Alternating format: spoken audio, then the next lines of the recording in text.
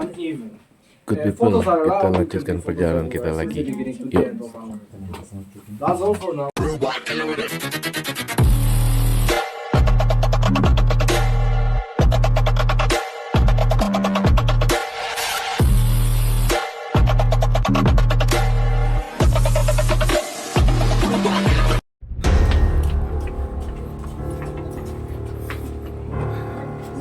Wow.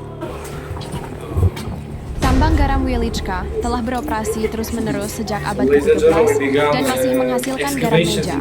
Tambang ini adalah salah satu tambang garam tertua dunia yang masih beroperasi. Dan ini adalah ilustrasi penambang pada level 1.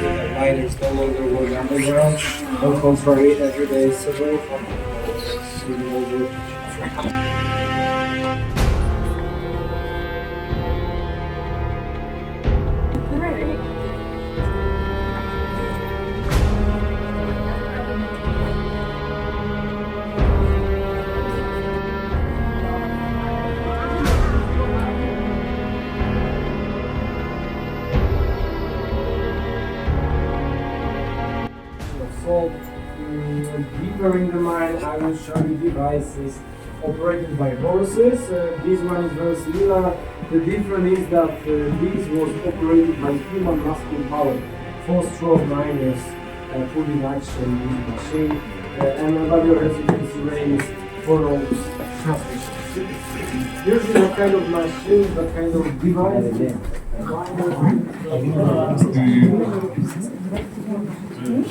Jadi ini ada pintu ke pintu, dan pintu ke pintu itu setiap rombongan harus masuk dulu. Jadi pintu ke pintu saling tertutup, nggak bisa terbuka karena tekanan anginnya bahaya. Jadi tunggu rombongan masuk semua di satu pintu, baru buka pintu lagi yang lainnya. Nah kayak sekarang ini guys, kita lagi nunggu karena di depan masih ada rombongan, jadi nggak boleh terlalu menumpuk dan kita harus menunggu di balik pintu sebelumnya. Jadi pokoknya cara mengurangi tekanan dan angin yang ada menggunakan pintu per pintu. 30.5 million years ago, we can see in the territory of Wieliczka, water evaporated and this characteristic structure of the salt deposit was formed. It was almost 40 million years ago. First miners extracted blocks of salt here at the depth about 50-60 meters in 13th century. Extracted blocks of salt that they left down the mine, rooms that they left on the surface, they called as a chamber. So when you see the first big chamber in the mine, named after very famous Polish astronomer Nicolaus Copernicus. Have you ever heard about Copernicus? So when Copernicus chamber and the first monument made of salt. Wow. Nicolaus Copernicus, born in the center of Poland, Polish astronomer, a student of the oldest Polish university, and as you know, the author of heliocentric theory. He visited our salt mine in 1493 because in 1978 it was just 9 objects there. Among them it was our mine. That's why it's the great privilege. To commemorate 500th anniversary of Nicolaus Copernicus' birth, miners, sculptors, simple miners, but as you can see, really talented people created this statue of Copernicus, which is made of gray salt.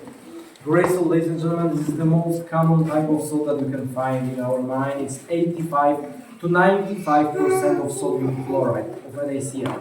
The rest, what you can find here are impurities, usually clay and gypsum. Let me show you something.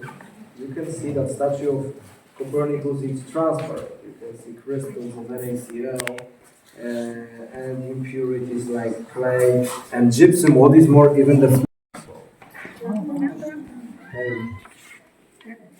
and as you can see, looking at the white box. Oh, dingin banget. Dinginnya suhu di dalam tambang bisa mencapai 17 derajat.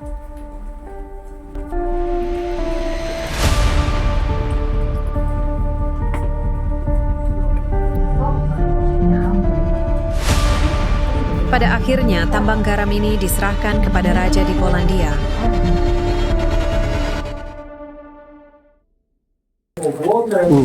Inilah bentuk kristal-kristal garam yang dihasilkan dari tetesan air.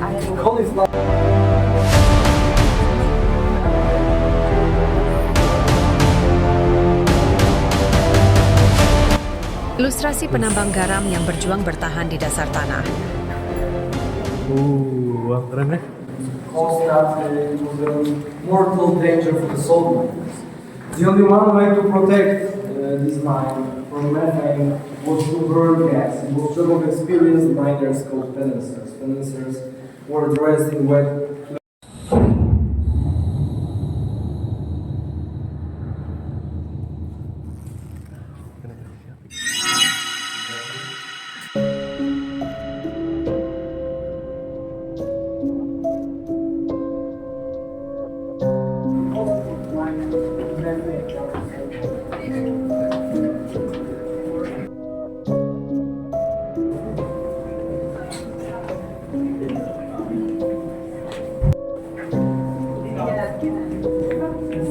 Beginilah cara kerja penambang garam yang dibantu tenaga keledai.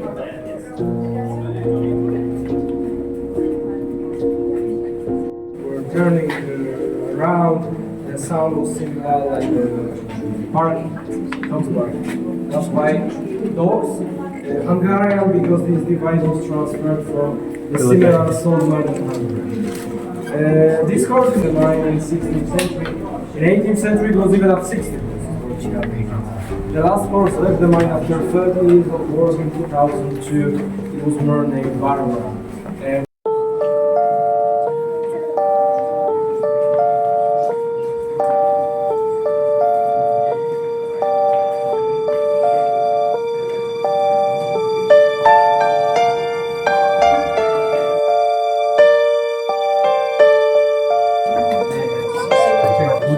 Pegang dek, pegang dek.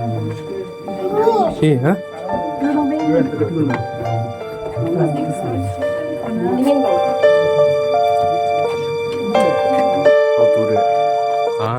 Ternyata kuda dan keledai menjadi alat bantu dalam penambangan.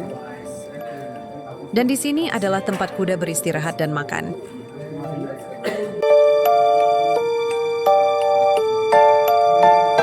Beginilah ilustrasi kuda dan keledai bekerja dalam penambangan.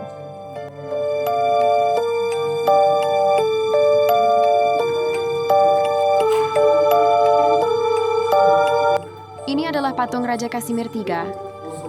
Kasimir III adalah satu-satunya raja Polandia yang diberi gelar agung oleh keturunannya.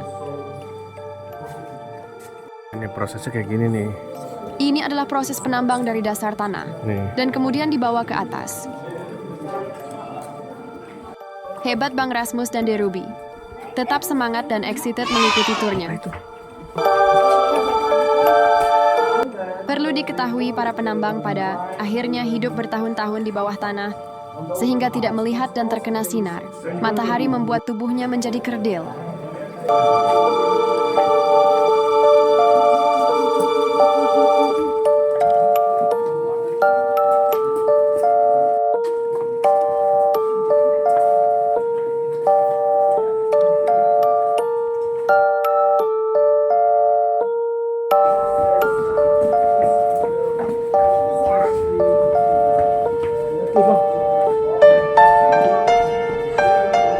Wah, kita bakal turun naik ke bawah tuh. Kita lanjut ke level 2 guys, dan turun lagi.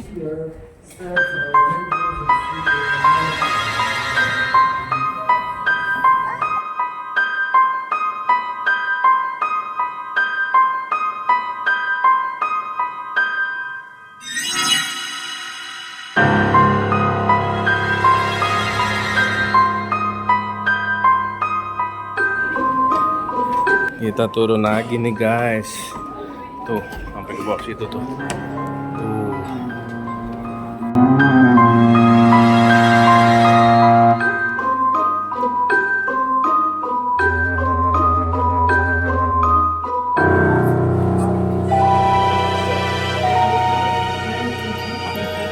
Ilustrasi para penambang yang sedang menyuling air menjadi garam.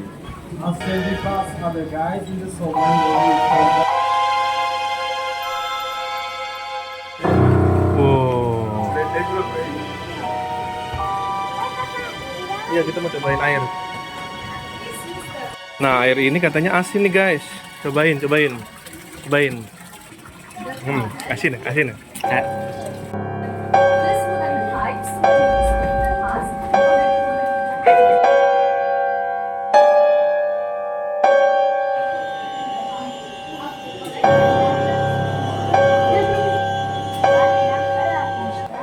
Mereka sampai beranak pinak ya di bawah ya. Caci tuh. Iya, kurcaci.